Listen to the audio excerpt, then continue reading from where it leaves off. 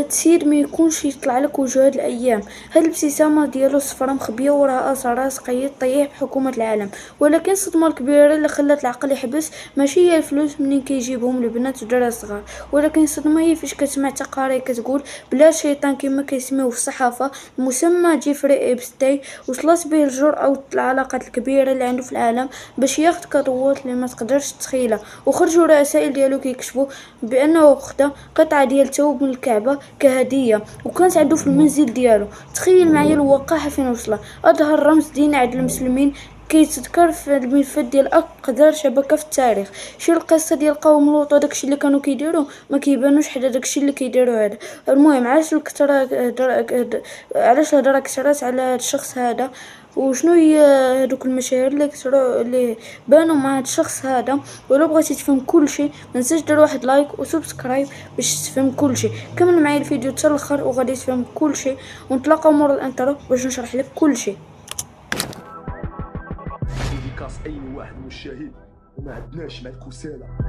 مؤخرا العالم تفرقع في السوشيال ميديا على الموضوع ديال جيفري إبستاي، واليوم القضاء الامريكي واخيرا بعد سنوات وافقوا باش يتعلن على هاد الوثائق، حيت من قبل كانوا غير كيتسربوا لهم، اما دابا خرجوا كل شيء. من قبل كانوا كيبانوا بزاف ديال الاسماء في هاد الدواسه بلا سميات غير بالرموز والناس ما كيقدروش يتعرفوا عليهم. ولكن دابا ركز معايا مزيان وباش نكونوا منصفين، واش اي واحد تذكر سميتو في الملفات كيتعتبر مجرم قانونيا؟ لا، فهاد الاشخاص كيعتبروا ما بين المتورطين والشهود واللي كيكونوا غير تلاقاو بهداك الشخص، والناس اللي تذكروا غير بالصدفه ولا تلاقاو مع إبستاي بالصدفه. ولكن الصدمه الكبيره فاش كتلقى اسماء ديال رؤساء دول كبار مذكورين الاسماء ديالهم في الصف ديال المتورطين ومراء وعلماء فيزياء كبار، وكلهم كانوا كيمشيو بانتظام ديال جزيره إيفري إبستاي. الناس اللي ما فاهمين والو وعلاش كنهضر اجو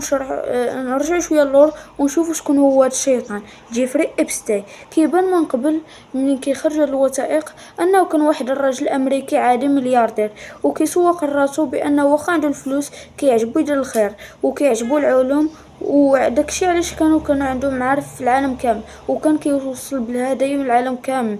وصراحه اللي صدمني بزاف من هاد الهدايا ديال الثوب ديال الكعبه اللي توصل بها جيفري إبستاي. شكون صيفطها ليه وعلاش صيفطها ليه وبالضبط واش الثوب ديال الكعبه كيتصيفط بعدا اصلا؟ المهم هذا هو الظاهر ديالو قبل ما يخرجوا هاد الوثائق، ولكن في الخفاء كان باني واحد الامبراطوريه ديال الاستغلال. وفي الجزيرة اللي كيسموه جزيرة العذراء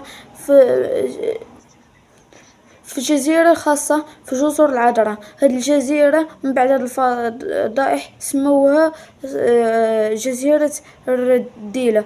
هاد الجزيرة مجزئة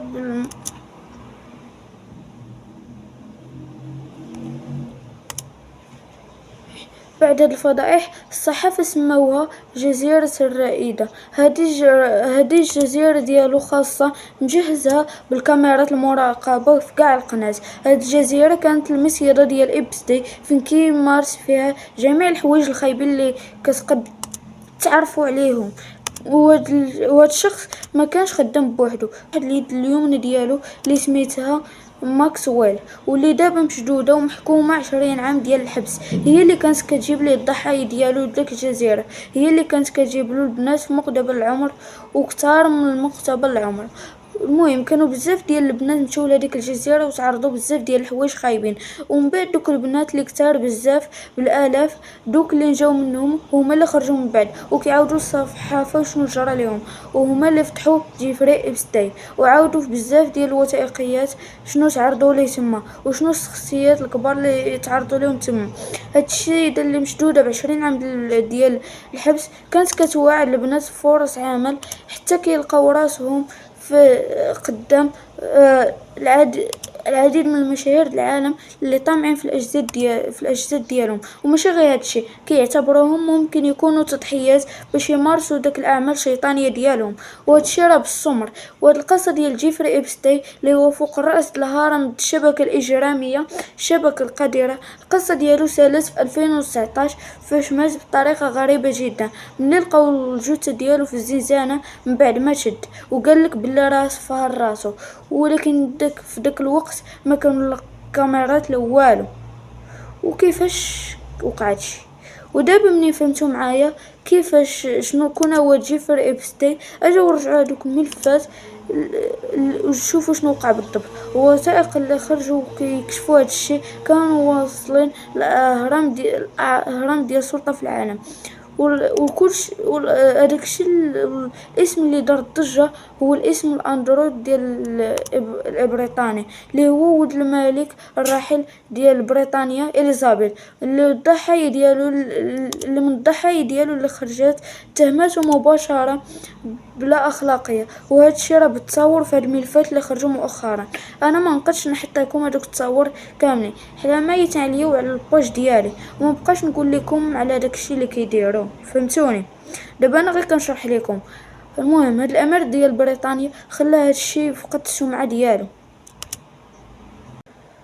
وتذكروا اسماء كتار ديال رؤساء امريكيين بحال بيل كلينتون الرئيس الامريكي السابق اللي خرجت ليه صوره في هاد الاواخر، واحد صوره لا اله الا الله. وحتى الرئيس الامريكي دونالد ترامب تا هو الاسم ديالو بان في هاد الوثائق.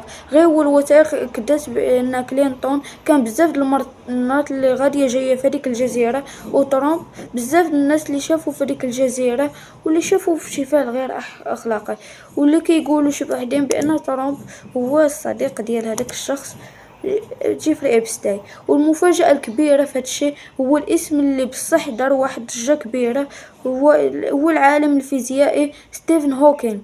اي حتى هو عنده فضائح ديالو مع داكشي، وحتى هو كيعجبو واحد النوع من هذاك البشر. تكونوا فهمتوني. وباش نقول لكم الملايين ديال الصور لحد اللحظة باقي ما تحلو كاملين، وباقي كيبانو صور جداد ومازال حتى دابا، وكل دقيقة مازال كيبان، وباقي الناس كيحلوهم حد الآن. واكتشفوا المحللين بأن هاد الشخصيات الكبار في واحد المواقف اللي وكيكشفوا بأن هاد الأشخاص بانوا شي القاتل اللي حارجو هاد.